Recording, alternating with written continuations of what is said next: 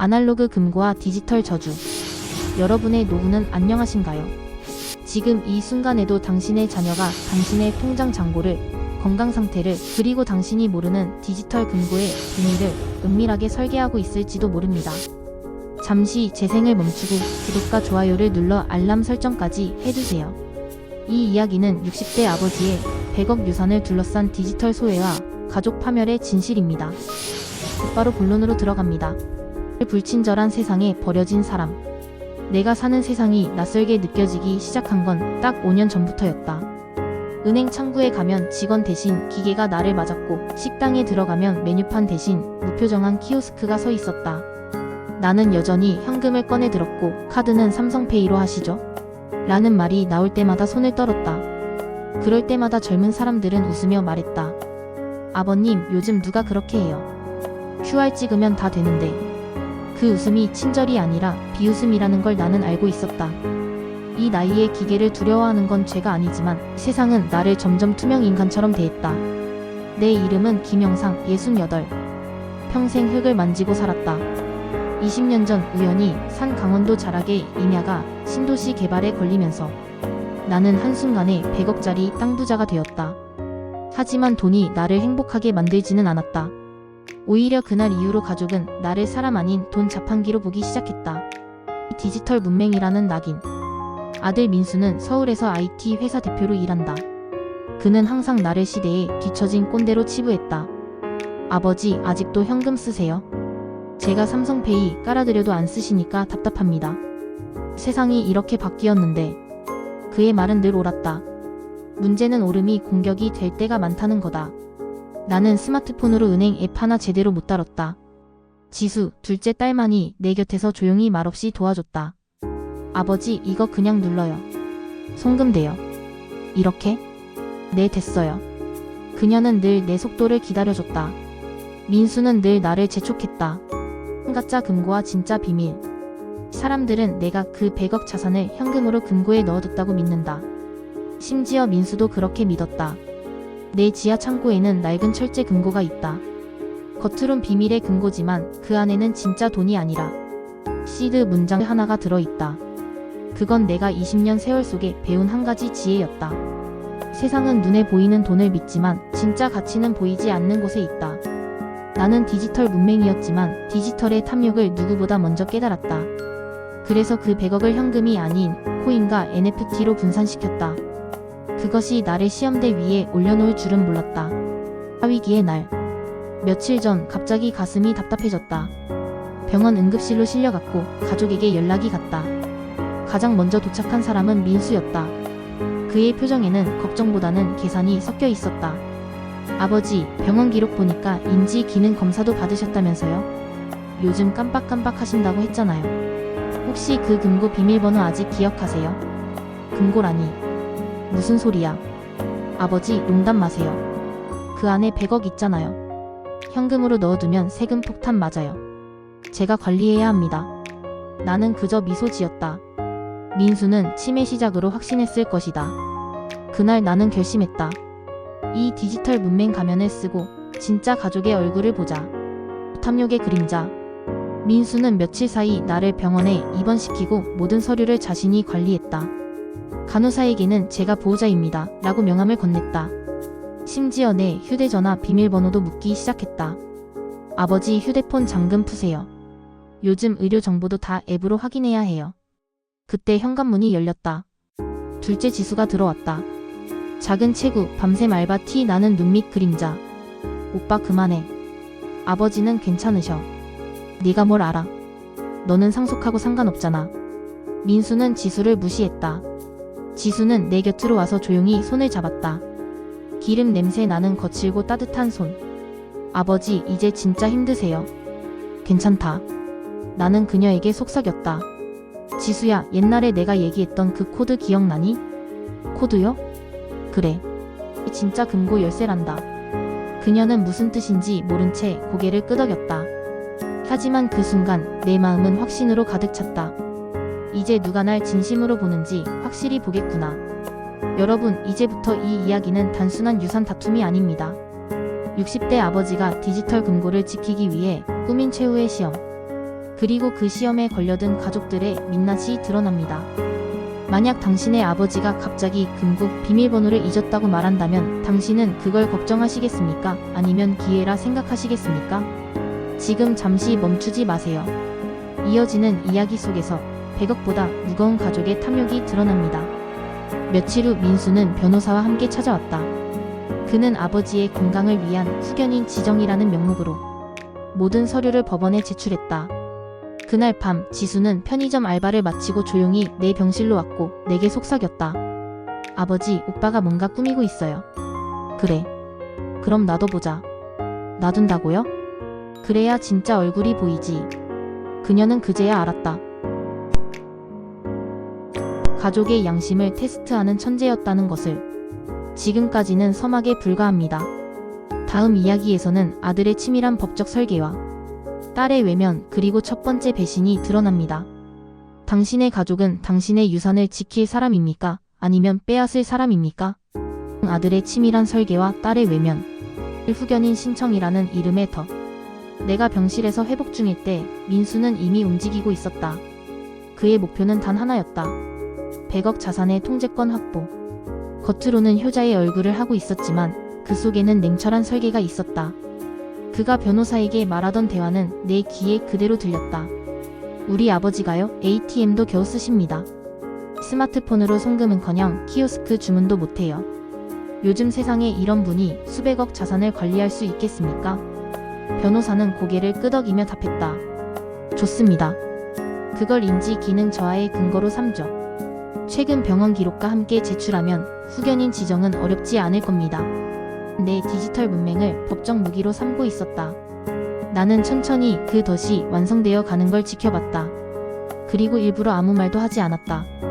그래, 함정이 완성될 때까지 기다리자. 그래야 진짜 탐욕의 얼굴이 드러나지. 효도라는 이름의 탐욕. 민수는 그럴듯한 명분을 내세웠다. 아버지를 위해서. 그 한마디는 세상의 모든 배신이 입는 가장 정교한 옷이었다. 아버지, 이건 아버지를 위한 일입니다. 아버지가 돌아가시면 상속세만 수십억이에요. 제가 관리해야 세금도 줄이고 안전하게 투자할 수 있어요. 나는 묻지 않았다. 너는 나를 걱정하느냐 아니면 내 돈을 걱정하느냐? 그 질문은 이미 답을 알고 있었기 때문이다. 민수는 절세를 말했지만 그 말 뒤에는 언제나 지배가 숨어 있었다. 그의 말투, 서류를 들고 오던 손, 변호사와 주고받는 눈빛. 모든 것이 효도의 탈을 쓴 강탈이었다. 외면받은 딸 지수. 지수는 여전히 내 곁에 있었다. 밤마다 알바를 마치고 병실로 와서 말없이 앉았다. 그녀는 오빠가 뭘 하고 있는지 눈치챘다. 아버지, 오빠가 후견인 신청을 했대요. 병원 기록까지 다 제출했어요. 나는 천천히 물컵을 내려놓았다. 그래. 그렇게 하게 두자. 두자니요? 아버지 재산 다 뺏길 수도 있어요. 지켜보자. 그 애가 어디까지 가나. 지수는 눈을 크게 떴다. 그녀는 평생 아버지가 무력한 사람이라 생각해왔지만 그날 처음으로 내 안에서 계획하는 사람을 보았다. 남매의 갈등. 며칠 후 민수가 지수에게 전화를 걸었다. 그 목소리에는 짜증이 묻어 있었다. 지수야, 너 아버지 일에 관여하지 마. 너는 어차피 상속하고 상관없잖아. 오빠가 알아서 할 테니까 조용히 있어. 지수는 침묵했다. 그러자 민수는 톤을 바꿨다. 매끄럽고 달콤한 거래의 말투였다. 지수야, 네가 나 도와주면 아버지 재산 중 일부 떼어줄게. 너도 평생 고생 안 하고 살 수 있어. 지수의 손이 떨렸다. 편의점 시급 1만원짜리 인생에 억 단위라는 단어는 너무도 강력한 유혹이었다. 오빠, 그건 아버지가 살아계신데 너무한 거 아니야? 지수야, 세상은 그렇게 돌아가. 아버지는 이미 시대에 뒤처졌어. 우리가 관리해야 해. 그 한마디가 지수를 차갑게 만들었다. 민수의 목소리에는 가족이 아니라 지배자의 냉기가 있었다. 조용한 밤, 지수의 독백. 그날 밤 지수는 병실로 왔다. 조명이 꺼진 복도, 소독약 냄새, 창밖에는 비가 내리고 있었다. 그녀는 내 침대 옆에 앉아 속삭였다. 아버지, 솔직히 저도 오빠가 부러웠어요. 늘 잘 나가고 어머니 돌아가신 후에도 아버지는 오빠만 챙겼잖아요. 저는 그냥 늘 뒤에 있었죠. 나는 대답하지 않았다. 지수는 손끝으로 내 주름진 손등을 만졌다. 그런데요, 요즘은 오빠가 무서워요. 그녀는 울음을 참았다. 나는 천천히 눈을 떴다. 지수야, 사람은 가진 만큼 잃게 된다. 오빠는 이미 너무 많이 가졌다. 그때 지수의 눈빛이 변했다. 그녀는 오빠의 욕망이 아버지를 삼키려 한다는 걸 깨달았다. 민수의 작전 개시. 민수는 변호사와 함께 병원 진단서를 확보했다. 경미한 인지 저하, 디지털 접근 능력 제한. 그 문구 몇 줄이면 법적으로 후견인 지정은 시간 문제였다. 그는 나를 설득하려는 연극을 시작했다. 카메라가 달린 스마트폰을 몰래 켜두고 내 반응을 녹화했다. 아버지, 요즘 비밀번호 잘 기억 안 나시죠? 뭐라고? 이게 뭐였더라, 아이디? 아버지 모르시죠? 나는 일부러 모르는 척했다. 그가 내 반응을 침해 증거로 쓸 걸 알면서도. 그 녹화 장면은 이후 재판장에서 주요 증거로 제출된다. 하지만 나는 웃었다. 그 모든 장면은 사실 내가 의도한 시나리오의 일부였으니까. 숨겨진 복선 딸에게 남긴 유언의 씨앗. 며칠 후 나는 지수를 불렀다. 병원 식당의 구석자리에서 조용히 말했다. 지수야, 내 오빠는 똑똑하다. 하지만 너무 똑똑해서 진심을 잃었어. 아버지, 옛날에 내가 말했던 그 힌트 기억나니? 코드 말씀하시는 거야? 그래. 그 코드가 진짜 유산이다. 근데 그걸 찾으려면 마음을 먼저 써야 해. 마음이요? 그래. 머리가 아니라 마음으로 찾아야 해. 그게 내 오빠랑 너의 차이다. 지수는 그 말을 이해하지 못했지만 그날 이후 오빠의 행동을 유심히 보기 시작했다. 민수의 본색. 민수는 점점 과감해졌다. 그는 나의 재산 목록을 엑셀로 정리해 변호사와 나눈 이메일에 유산 분배, 가상 시뮬레이션까지 만들었다. 지수는 제외, 부친 재산의 80%를 디지털 자산으로 통합 후 내 명의의 법인 계좌로 이전. 나는 그 문건을 우연히 사실은 일부러 봤다. 민수는 이제 완전히 기업처럼 가족을 운영하고 있었다. 그에겐 피가 아니라 지분이 중요했다. 그래, 돈의 시대에 인간은 숫자가 되지. 구불길한 징조. 지수는 오빠의 냉정함이 무섭다고 했다. 그녀는 내게 이렇게 말했다. 아버지, 요즘은 가족 같지가 않아요. 오빠가 하는 말, 행동 전부 거래 같아요. 사랑도 계약서로 써야 할 것 같아요. 나는 웃었다. 그럼 이참에 보여주자. 계약보다 강한 게 뭔지. 그녀는 그게 무슨 뜻인지 몰랐지만 곧 알게 될 것이다. 내가 준비한 마지막 반전이 법정에서 폭발할 테니까. 지금 이 순간 법은 민수의 손을 들어주려 하고 있습니다. 디지털 문맹이라는 이유 하나로 아버지의 자산은 강제로 후견인 손에 넘어가려 합니다. 하지만 기억하십시오. 김 노인은 결코 무력한 노인이 아닙니다. 디지털 세상에서도 통하지 않는 인간의 지혜였습니다. 이제 곧 법정이라는 무대 위에서 드러납니다. 계속 보시겠습니까? 그렇다면 잠시 멈추지 마세요. 다음 장면에서 탐욕이 정의를 이길 수 없는 이유를 보게 될 겁니다. 민수의 법적 설계가 완성되자 김 노인은 마침내 그가 준비한 디지털 복수극의 첫 단추를 깬다. 이제 무대는 법정으로 옮겨집니다. 그리고 모든 진실은 QR코드 하나로 뒤집히게 됩니다. 법정의 반전과 QR코드의 비밀. 재판의 날. 후견인 지정 재판은 서울중앙지방법원 제3심리실에서 열렸다. 오랜만에 정장을 입은 나는 낯선 법정의 공기를 느꼈다. 차가운 조명, 서류 냄새, 마이크의 잡음, 모든 게 나를 과거의 사람으로 몰아세우는 공간 같았다. 민수는 자신감으로 가득 차 있었다. 그는 변호사와 나란히 앉아 내 쪽을 쳐다보며 승리자의 미소를 지었다. 아버지, 오늘로 다 정리돼요. 걱정 마세요. 제가 알아서 잘할게요. 나는 그 미소 뒤에 숨은 탐욕을 똑똑히 봤다. 그는 나를 보호할 대상이 아니라 통제할 자산으로 보고 있었다. 디지털 문맹의 증거. 판사가 입장하자 법정은 조용해졌다. 민수 측 변호사가 먼저 입을 열었다. 피후견인 김영상 씨는 은행 이용, 전자송금, 온라인 인증 등 기본적인 디지털 금융 행위가 불가능합니다. 그 증거로 영상과 녹취록을 제출합니다. 스크린이 켜졌다. 영상 속 나는 ATM 앞에서 카드를 거꾸로 넣고 있었다. 식당 키오스크 앞에서는 버튼을 찾지 못해 직원에게 도움을 청했다. 법정 안에서 웅성거림이 일었다. 판사는 고개를 끄덕이며 물었다. 김영상님, 영상 속 본인이 맞습니까? 맞습니다. 스마트폰 뱅킹을 하실 수 있습니까? 못합니다. 그렇다면 본인 재산의 대부분이 디지털 자산이라는 사실은 알고 계십니까? 모릅니다. 민수는 고개를 끄덕이며 변호사에게 속삭였다. 됐어요. 이겼어요.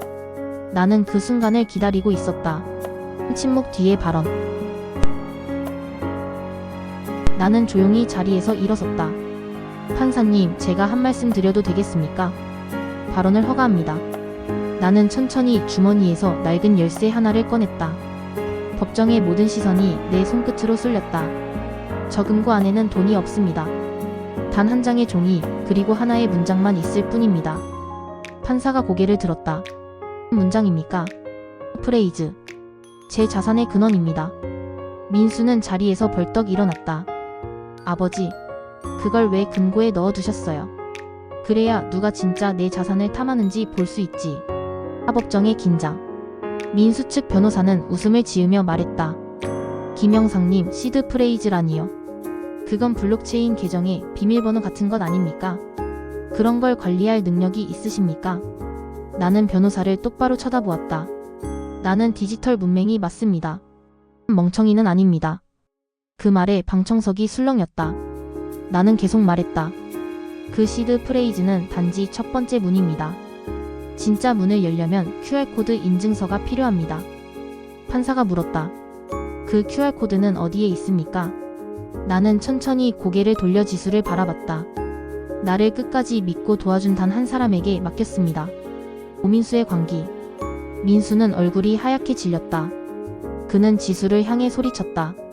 지수야, 너 알아? 아버지가 너한테 뭐라고 했어? QR코드가 뭔데? 너 알고 있는 거지? 지수는 침착하게 대답했다. 몰라. 아버지의 일은 아버지의 일이지 오빠의 돈벌이가 아니야. 지수야, 장난하지 마. 지금 그게 어디 있는데? 법정은 아수라장이 되었다. 판사는 망치를 내리쳤다. 질서 유지하십시오. 민수의 목소리가 떨렸다. 아버지, 왜요? 저를 왜 이렇게 시험하세요? 제가 아버지 아들 아닙니까? 나는 조용히 말했다. 그래, 넌 내 아들이다. 하지만 넌 내 사람이 아니다. 숨겨진 증거. 그날 재판은 일시 중단되었다. 판사는 QR코드 인증서 실체 확인 후 재개를 명령했다. 지수는 그날 밤 집으로 돌아와 오빠의 폭주를 두려워했다. 민수는 밤새 그녀에게 문자를 보냈다. 지수야, 아버지가 너한테 뭘 맡겼는지 다 알아. 그거 내놔. 당장. 오빠, 난 몰라. 지수야, 네가 내 동생이니까 좋게 말하는 거야. 경찰 가기 전에 끝내자. 지수는 휴대폰을 던져버리고 울었다. 그리고 오래전 아버지와 나눴던 짧은 대화를 떠올렸다. 아버지, 그 QR코드가 뭐예요? 그건 오래된 P2P 사이트에서 받은 인증이야. 세상에 단 하나뿐이지. 그녀는 그때 들었던 P2P라는 단어를 검색했다. 하지만 이미 그 사이트는 10년도 전에 사라진 상태였다. QR코드의 흔적. 지수는 포기하지 않았다. 편의점 야간 알바를 마치고 새벽까지 노트북을 붙잡았다. 그녀는 인터넷 아카이브와 블록체인 잔여 데이터, 폐쇄된 서버 기록을 샅샅이 뒤졌다. 지수의 손가락이 멈춘 건 새벽 3시였다. 한 포럼 글에 이런 문장이 남아 있었다. P2P 코인 인증 시스템 종료 전 발급된 사용자 QR키는 메일로 백업 링크가 전송되었습니다. 그녀는 숨을 죽였다. 곧바로 자신의 옛 이메일 계정을 열었다.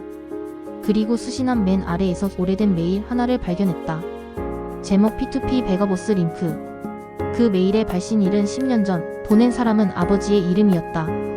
유산의 문. 메일을 열자 나 지금 문장이 보였다. 이건 네가 세상을 두려워하지 않을 때 열 수 있다. 아래에는 짧은 링크 하나. 그녀는 클릭했다. 오래된 사이트가 느릿하게 로딩되더니 화면에 QR코드가 나타났다. 스마트폰 화면 위로 빛나는 육각형 패턴이 서서히 형체를 드러냈다. 지수는 울었다. 아버지가 남긴 신뢰의 증표였다. 재판의 재개. 며칠 후 재판이 다시 열렸다. 이번엔 지수가 증인석에 섰다. 그녀는 스마트폰을 들어 QR코드를 스크린에 비췄다. 민수는 자리에서 일어나 외쳤다. 가짜야. 저건 조작된 거야. 저 애는 아무것도 몰라요. 판사는 차분히 말했다. 진위는 즉시 확인하겠습니다. 지수는 QR코드를 스캔했다. 그 순간 법정 스크린에 익숙한 지갑 주소가 나타났다. 그리고 잔액 102억 7,400만 원. 민수의 얼굴이 하얗게 질렸다. 그럴 리가 없어. 그건 내 계획이었는데. 진실의 폭로. 나는 자리에서 일어나 판사를 향해 말했다. 판사님, 이 QR코드는 제 딸에게만 알려준 비밀입니다. 이유는 단 하나, 그녀는 나를 무시하지 않았기 때문입니다. 김영상님, 후견인 신청에 대해선 어떻게 생각하십니까? 필요 없습니다. 나는 재산을 관리할 수 있습니다. 다만 사람을 믿을 수는 없습니다. 법정 안은 침묵에 잠겼다. 민수는 고개를 숙인 채 입술을 깨물었다. 판사의 판단. 판사는 천천히 입을 열었다. 김영상 씨의 디지털 접근 능력은 제한적일 수 있으나 자산관리 의사와 판단 능력은 명백합니다. 후견인 지정 신청은 기각합니다. 망치가 내려치는 소리와 함께 민수의 세상이 무너졌다. 그는 법정을 빠져나가며 나를 향해 마지막으로 소리쳤다. 아버지, 언젠가 후회하실 겁니다. 세상은 돈으로 움직입니다. 나는 대답하지 않았다. 세상은 돈으로 움직이지만 돈은 사람의 마음을 시험할 뿐이라는 걸 이미 알고 있었기 때문이다. 지금 이 순간 100억의 QR코드는 진짜 상속자가 누구인지 증명했습니다. 그러나 이 이야기는 아직 끝나지 않았습니다. 탐욕은 패배를 인정하지 않습니다. 민수는 결코 물러서지 않습니다. 그리고 곧 이 가족의 싸움은 법정 밖에서 디지털 지옥으로 번지게 됩니다. 잠시도 눈을 떼지 마세요. 다음 장면에서 딸 지수가 어떻게 이 지옥 속에서 진짜 열쇠를 찾아내는지 직접 보게 될 겁니다. QR코드 하나가 뒤집은 100억의 전쟁. 이제 남은 것은 누가 그 코드를 지킬 수 있느냐의 싸움이다. 지수의 고군분투와 최종 열쇠의 확보. 폭풍 뒤에 고요. 재판이 끝난 날 밤, 지수는 법원 앞 벤치에 앉아 있었다. 가을비가 내렸고 사람들은 모두 흩어졌다. 휴대폰 화면 속 뉴스가 떠들썩했다. 100억 디지털 자산, 가족 간 법정 공방 끝나나? IT 기업 대표 후견인 신청 기각. 지수는 화면을 꺼버렸다. 기쁨보다 공허가 앞섰다. 오빠의 패배는 곧 가족의 파괴를 의미했기 때문이다. 그녀는 스스로에게 물었다. 이긴 건 나인데 왜 이렇게 아프지? 아버지는 병원으로 돌아갔고 민수는 연락이 끊겼다. 모든 게 잠잠해진 듯 했지만 그 고요는 폭풍 전의 정적이었다. 민수의 반격. 이틀 후 민수는 다시 나타났다. 그의 얼굴에는 분노와 절망이 뒤섞여 있었다. 그는 지수의 집 앞에서 기다리고 있었다. 지수야, 우리 얘기 좀 하자. 무슨 얘기요? 아버지한테 그 QR코드 다시 보여줘. 아버지가 그걸 관리할 능력 없다는 거 증명하면 이번엔 법원도 나를 후견인으로 세울 수밖에 없어. 지수는 한숨을 내쉬었다. 오빠 그만해요. 아버지는 당신보다 훨씬 멀리 보고 계셔. 멀리? 그게 무슨 소리야? 아버지는 그냥 고집불통이야. 그리고 너 그 QR코드 혼자 보관하고 있지? 그 말에 지수는 움찔했다. 민수의 눈빛은 이미 사람의 것이 아니었다. 지수야, 난 잃을 게 없어. 네가 그걸 숨기면 나도 방법을 찾아야지. 그는 차문을 세게 닫고 사라졌다. 지수는 문득 아버지가 했던 말이 떠올랐다. 사람은 가진 만큼 잃는다. 도망가 추적. 며칠 동안 지수는 불안에 시달렸다. 편의점에서 일할 때도 배달 앱을 켜놓을 때도 누군가 자신을 지켜보는 느낌이 들었다. 한밤중 누군가 현관문 손잡이를 잡아당기는 소리가 들렸다. 그녀는 숨을 죽였다. 문틈 아래로 그림자가 스쳤다. 하지만 아무도 들어오지 않았다. 다음날 그녀의 노트북이 해킹당했다. QR코드 이미지가 저장된 폴더가 열리지 않았다. 파일 손상이라는 문구만 떠 있었다. 지수는 망연자실했다. 그리고 아버지에게 전화를 걸었다. 아버지, QR코드가 사라졌어요. 그래서? 오빠가 한 것 같아요. 그럴 거다. 그 아이는 아직 끝나지 않았지. 이제 어떻게 해야 해요? 지수야, 네가 가진 건 코드가 아니야. 코드를 이해하는 힘이야. 그 한마디가 그녀의 머리를 번쩍이게 했다. 하복구의 여정. 지수는 QR코드를 복구하기 위해 모든 걸 걸었다.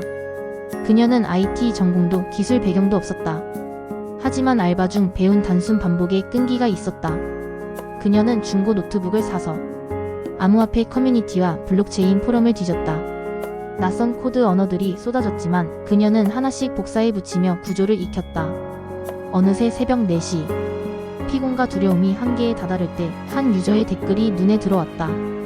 QR키 복원은 불가능하지만 지갑의 백업 주소를 찾아낼 수는 있다. 그녀는 그 방법을 따라하기 시작했다. 수백 번의 실패 끝에 화면에 낯익은 영문 주소 한 줄이 떠올랐다. 월렛 백업 허트트리 시드 QR. 그 순간 지수는 아버지의 말이 떠올랐다. 머리가 아니라 마음으로 찾아야 한다. 허트트리. 그건 어릴 적 아버지와 함께 심은 작은 나무 이름이었다. 오복구 성공. 그녀는 트램벌링 손으로 백업 주소를 복사해 입력했다. 잠시 후 화면이 깜빡이며 새로운 창이 떴다. 인증 완료. QR키 복원 가능. 눈앞에 빛나는 패턴이 다시 떠올랐다. 마치 살아있는 듯 회전하는 황금빛 QR코드. 아버지와 딸의 신뢰가 만든 디지털 생명체 같았다. 지수는 눈물을 흘렸다. 그녀는 이 코드를 자신이 아닌 아버지에게 돌려주기로 결심했다. 병실의 재회. 다음 날 지수는 병원으로 향했다. 아버지는 창가에 앉아 신문을 읽고 있었다. 햇살이 그의 주름진 얼굴에 부드럽게 내려앉았다. 아버지. 왔구나. 찾았어요. QR코드요. 그녀가 휴대폰 화면을 보여주자 김노인은 조용히 웃었다. 고맙다. 이제 네가 뭘 믿어야 하는지 알겠구나. 아버지, 오빠는 이제 놔둬라. 세상은 결국 그를 벌할 거다. 그녀는 고개를 끄덕였다. 아버지는 QR코드를 스캔했다. 잠시 후 화면에 지갑 잔액이 표시되었다. 102억 7,400만. 여전히 그대로였다. 아버지의 진심. 김노인은 조용히 입을 열었다. 지수야. 사람을 믿는 법을 맡긴 거다. 오빠는 돈을 믿었고 너는 마음을 믿었지. 그래서 결과가 달라진 거야. 지수는 눈시울이 붉어졌다. 아버지, 저 많이 미워했어요. 어릴 때 오빠만 편애하고 저는 늘 혼자였어요. 그래, 미워해도 된다. 하지만 그 미움 속에서 네가 자랐고 지금은 그 미움조차 나를 구했다. 그 말에 지수는 참았던 눈물을 터뜨렸다. 그녀는 아버지의 손을 꼭 잡았다. 민수의 몰락. 그 시각 민수는 회사 사무실에서 서류를 정리하고 있었다. 언론은 그를 가족 상속 다툼의 패자로 몰았다. 투자자들은 빠져나갔고 그의 회사 주가는 폭락했다. 그는 벽을 주먹으로 쳤다. 이 세상은 결국 돈이 아니라 운이야. 그의 모니터에는 지갑 주소 접근 실패라는 메시지가 떠 있었다. 그가 해킹하려던 그 지갑은 이미 다른 곳으로 옮겨진 상태였다. 그 순간 그는 깨달았다. 아버지의 신뢰였다는 것을. 그리고 그 신뢰는 이미 자신에게서 영영 떠났다는 것을. 새로운 시작. 며칠 후 지수는 QR코드를 출력해 투명한 프레임에 넣었다. 그녀는 그걸 작은 상자에 보관하며 이름을 붙였다. 마음의 금고. 그녀는 아버지에게 말했다. 이제 이걸로 뭐 하실 거예요? 이 돈은 우리가 함께 써야지. 어디에요? 세상이 버린 사람들을 위해. 김노인은 오랜만에 환하게 웃었다. 그 웃음은 세월의 주름보다 깊고 따뜻했다. 100억의 비밀은 이제 한 사람의 손으로 돌아왔습니다. 하지만 이 이야기는 아직 끝나지 않았습니다. 진짜 결말은 돈이 어디로 가느냐가 아니라 그 돈이 무엇을 바꾸느냐에 있습니다. 그리고 그 변화의 시작은 바로 다음 재판장에서 일어납니다. 김노인은 마지막 결단을 내릴 것입니다. 그의 유언이 세상을 뒤흔듭니다. 잠시 멈추지 마세요. 최종 재판과 유언의 의미 이제 곧 시작됩니다. 지수는 이제 아버지의 신뢰를 얻었고 오빠는 세상으로부터 외면받았다. 하지만 마지막 장면, 모든 진실이 밝혀지는 그 순간 100억의 유산은 어디로 향하게 될까? 최종 재판과 유언의 의미. 마지막 재판의 아침. 10월의 마지막 날 서울중앙지법에는 이른 아침부터 언론이 몰려 있었다. 100억 디지털 유산 최종 판결. 디지털 금고의 주인은 누구인가? 나는 회색 정장을 입고 법정으로 들어섰다. 지수는 내 옆에서 조용히 걸었다. 그녀의 손에는 여전히 QR코드가 담긴 투명한 프레임이 들려 있었다. 민수는 이미 도착해 있었다. 그의 얼굴은 초췌했고 손에는 진정제 약봉지가 쥐어져 있었다. 그러나 눈빛만큼은 여전히 불타고 있었다. 아버지, 오늘은 끝내야죠. 그래. 오늘 끝내자. 그 한마디가 공기를 가르듯 날카롭게 퍼졌다. 판사의 개정 선언. 사건 번호 2025갑 3142 김영상 후견 및 상속 관련 최종 심리 개정합니다. 법정의 조명이 켜지고 기자들의 카메라 셔터가 터졌다. 판사는 피구석과 원구석을 번갈아 보며 말했다. 지난 심리에서 QR코드를 통한 자산 실체가 확인되었습니다. 오늘은 해당 자산의 관리 및 상속 주체를 명확히 하기 위한 최종 판단을 내릴 예정입니다. 민수의 변호사가 자리에서 일어났다. 존경하는 재판장님, 피고 김민수 측은 피의견인 김영상 씨가 여전히 디지털 자산의 세부 관리에 필요한 기술적 이해를 갖추지 못했다고 판단합니다. 따라서 합법적인 자산 관리권은 후견인인 제 의뢰인에게 기속되어야 합니다. 그의 말은 차분했지만 계산된 독이 묻어 있었다. 김 노인의 증언. 나는 천천히 자리에서 일어나 증언대 앞으로 걸어갔다. 모두의 시선이 내 주름진 손끝에 쏠렸다. 판사님, 저는 아직도 키오스크 앞에 서면 긴장됩니다. 송금 앱을 켜는 법도 QR을 찍는 법도 서툽니다. 하지만 저에게는 하나 확실한 능력이 있습니다. 판사가 물었다. 무엇입니까? 사람을 보는 능력입니다. 순간 법정의 공기가 바뀌었다. 나는 계속 말했다. 아들은 나를 관리하려 했고 딸은 나를 이해하려 했습니다. 돈은 잃으면 다시 벌 수 있습니다. 하지만 사람의 마음을 잃으면 평생 다시 얻지 못합니다. 진짜 유언의 공개. 나는 재킷 안주머니에서 한 장의 종이를 꺼냈다. 그건 손으로 쓴 유언장이었다. 법정 서기가 즉시 복사본을 배포했다. 이 문서는 공증이 완료된 유언장입니다. 지금 이 자리에서 공개를 허가합니다. 판사의 고개가 끄덕여졌다.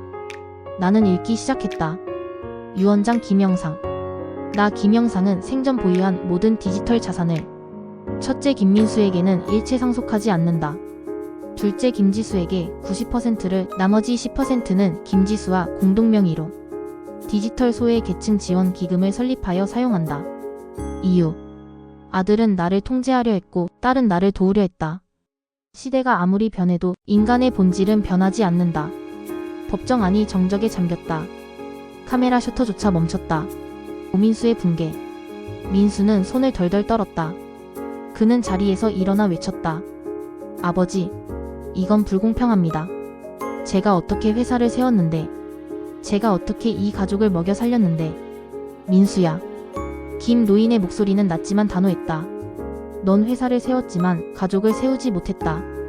그 말에 민수의 표정이 일그러졌다. 그의 눈에서 눈물이 떨어졌다. 그가 무릎을 꿇었다. 아버지, 저도 그냥 인정받고 싶었어요. 이제 인정한다. 하지만 네가 사랑을 배우기 전까지는 그 어떤 돈도 너를 살리지 못한다. 법정의 결론. 판사는 조용히 고개를 끄덕이며 선고문을 읽었다. 본 재판부는 피의견인 김영상 씨의 자산관리 능력과 판단력을 인정하며 후견인 지정 신청을 기각합니다. 또한 상속 관련 유언장의 진정성을 인정하며 그 효력을 즉시 발효합니다. 판사의 망치가 내려치자 법정은 다시 한번 침묵에 잠겼다. 지수는 눈을 감았다. 그 순간 100억의 무게가 가볍게 느껴졌다. 마지막 선물. 며칠 후 지수는 병원 침대 옆에 앉아 있었다. 아버지는 창문을 바라보고 있었다. 햇살이 따뜻하게 들어왔다. 아버지, 이제 진짜 끝났어요. 그래. 이제 시작이지. 무슨 시작이요? 사람을 위한 돈의 시작. 김 노인은 손을 내밀어 지수의 손을 꼭 잡았다. 이제 우리가 해야 할 건 돈을 통해 세상을 치유하는 거다. 그날 오후 김 노인은 지수와 함께 디지털 소외 해소 교육센터 설립 계약서에 서명했다. 새로운 세상. 몇 달 후 김제의 작은 마을에 디지털 마음의 숲이라는 간판이 걸렸다. 그곳은 디지털을 모르는 노인들이 키오스크를 배우고 온라인 세상과 다시 연결되는 공간이었다. 그 첫 수업 시간, 교단에 선 강사는 지수였고 첫 번째 수강생은 김 노인이었다. 아버지, 이번엔 제가 가르쳐 드릴게요. 그래, 선생님. 교실 안에는 웃음이 번졌다. QR코드가 아닌 사람의 눈빛이 서로를 연결했다. 우민수의 그림자. 그 후로 민수는 한동안 소식이 없었다. 그러던 어느 날 지수는 우편함에서 낡은 봉투 하나를 발견했다. 보낸 사람 김민수. 편지에는 짧은 문장이 적혀 있었다. 지수야, 나 이제야 알겠다. 아버지가 왜 그 금고를 숨겼는지. 나도 언젠가 사람을 위한 돈을 만들고 싶다. 그때 나를 용서해 줄 수 있을까? 지수는 미소를 지었다. 그리고 하늘을 올려다봤다. 흰 구름 사이로 햇살이 번져나갔다. 오빠, 그게 아버지가 원하던 세상이야. 디지털은 마음을 증명합니다. 인간의 관계를 되살린 비밀번호였습니다. 그리고 그 비밀번호의 이름은 신뢰였습니다. 여러분이라면 당신의 금고 열쇠를 누구에게 맡기시겠습니까? 지금 이 순간 당신의 자녀가 당신의 계좌를 보고 있는지 아니면 당신의 마음을 보고 있는지 그 답은 바로 오늘부터 시작됩니다. 김 노인의 이야기는 끝났지만 디지털 시대의 가족 전쟁은 아직 진행 중입니다. 오늘의 이야기가 여러분에게 한 줄기 경고와 깨달음이 되었다면 구독과 좋아요, 알림 설정으로 다음 이야기를 놓치지 마세요. 다음 시간에 다시 뵙겠습니다.